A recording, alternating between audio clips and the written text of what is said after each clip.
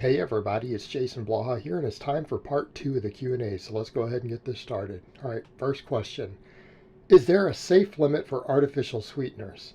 Sometimes end up drinking an entire bottle of Cola Zero in a day and not sure if I'm potentially causing health harm in the long term. Again, if we're going to talk artificial sweeteners, you need to be very specific. I'm going to assume if you're drinking something like Coke Zero, I know which artificial sweeteners are in there. But keep in mind, the term artificial sweetener is a broad term. Keep in mind, it's a broad term. The stuff generally found in diet sodas, let's be honest here, the data says it's not going to hurt you. Okay, any of the negative data on it's been largely debunked. It's been largely debunked. If you choose to do these things, it's fine. The downsides are going to be it might bloat you. Right, you might see some stomach bloating as a result of it. If you are okay with that and you don't mind holding an extra pound or two of water possibly in your GI tract because of it, perfectly fine, not a big deal. The only other real health concern that's out there still needs to be more studied. It's controversial, it's a point of debate, and that is, could large intakes of these over time negatively impact your gut flora in your intestine? We don't know. There's some small amount of data suggesting it, but it's very, very far from being proven. It's one hypothesis that's out there. It may or may not hold any water. So we don't really know. We don't know. And as far as most of the other things that people have suggested as being negative for most artificial sweeteners, when further studies have looked at it, they're not an issue. Number one, the cancer thing in rats. There is no way you could drink enough diet soda to reach the amount those rats were given. Now, keep in mind, everything gives rats cancer, right? Rats are very, very prone to cancer. That's why they like to test them for certain things for carcinogens, because it will appear very easily. The amount of aspartame that the rats were given that causes these problems, you would need to drink something like 100 of those 2-liter bottles every day. The 2-liter bottles, not the little ones, the big ones. You would die of water intoxication long before you got anywhere near that. If you managed to chug down about 10 of those in one day, you would die from water intoxication, actually. That would kill you. So you would never be able to get enough artificial sweeteners in that way. The only way you could basically do it is to just buy it in pure powder form and to just eat it all day long with a spoon to reach those limits.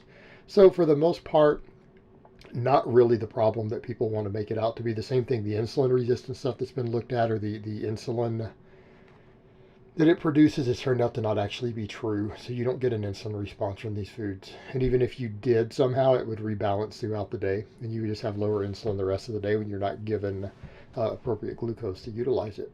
So they're not that big of a concern. I wouldn't worry about it. All right, next question. Possible weak links that could be making my barbell bent over row, which I never do or perform, weaker than dumbbell. I could do 50-pound dumbbells for 20 rep sets, but can only do 105 times 10 with the bar. I also tend to use more leg drive with the bar, but it's minimal on both. I think you probably have a case of you're just gripping it differently, or you're using more leg drive on one, you're cheating on one, or you have a different range of motion on them.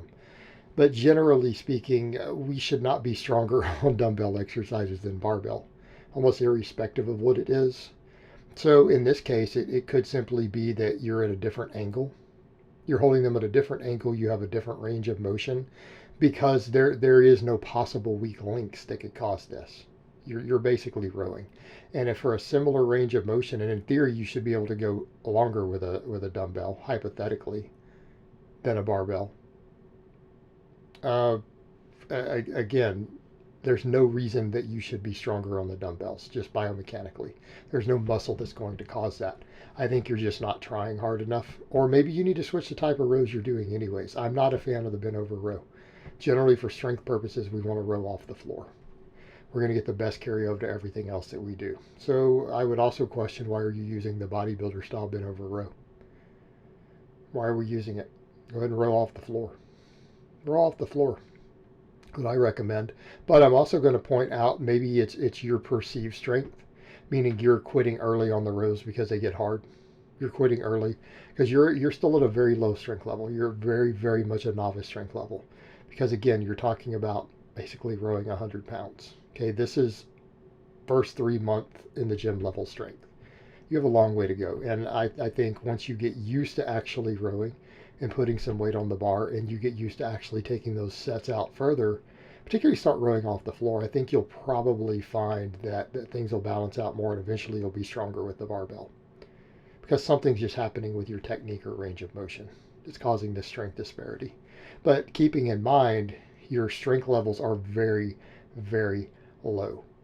They're very low on this right now, so you have a lot of building to do, and that's okay. We all start somewhere.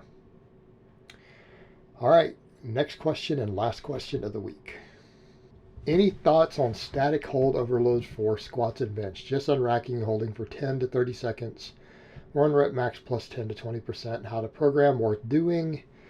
Do you mean, is this going to make you bigger or stronger? No, absolutely not. Absolutely not. Because you're just unracking it. Your body's just supporting the weight. Okay? So if you think about it, there's no stretch involved. There's no dynamic movement involved. You're not really contracting the muscles. You're just letting your locked out joints get used to holding that heavier weight. Is there any merit to it for powerlifting purposes? Potentially. And we do see this in certain powerlifting circles. So basically, we call them rack lockouts or rack walkouts. It's where you take a weight that's heavier than your max in the squat rack and you walk it out with safety set high, and then walk it back in. Now, 30 seconds, I would not recommend that. No, you don't want to hold 120% of your max on your back for 30 seconds. I would not recommend this. This is just going to dramatically fatigue you. It's going to destroy your recovery. If you wanted to, just to get used to a heavier weight, say 10% more than your 1 rep max, walk it out and then walk it right back in. Doesn't even need to be 10 seconds. This can be helpful to get you used to having the heavier weight on your back. Right? It's the same thing with the benching. You can just unrack it and hold it. Again, though, a lot more problematic unless you're in a rack for safety purposes. You can unrack it just to get used to unracking and having a heavier weight in your hands. Not something you need to be doing all the time. It's something some powerlifters do. I've messed with some of this in the past. It can, again, teach you how to walk out a heavier weight and get used to getting used to holding a heavier weight in your hands. However, here's what I'm going to say. The more elegant solution is chains and bands, because you get used to handling heavier than your max all the time. So if you're following my channel, I'm going to assume you're probably running a conjugate template. This is what I do. It's what I promote. Get access to bands and chains, because you're going to handle heavier weights at the top. And that same thing you're talking about doing, you're going to handle those heavier weights regularly. Because if you can squat 500, you can probably do 450 plus 100 pounds of chains, which means you could have up to 50 pounds, up to 10% more sitting on your back every time you unrack it and walk it out. And then you have to get used to locking it too. That can also get you used to handling heavier weights. So again, other equipment can give us these same benefits, and if we work it into our regular training, which kind of makes doing what you're talking about obsolete, because we can just include it as part of our max effort work. All right, guys, but that's really all I have to say on that today. I hope it's been informative, and I will talk to you guys next time.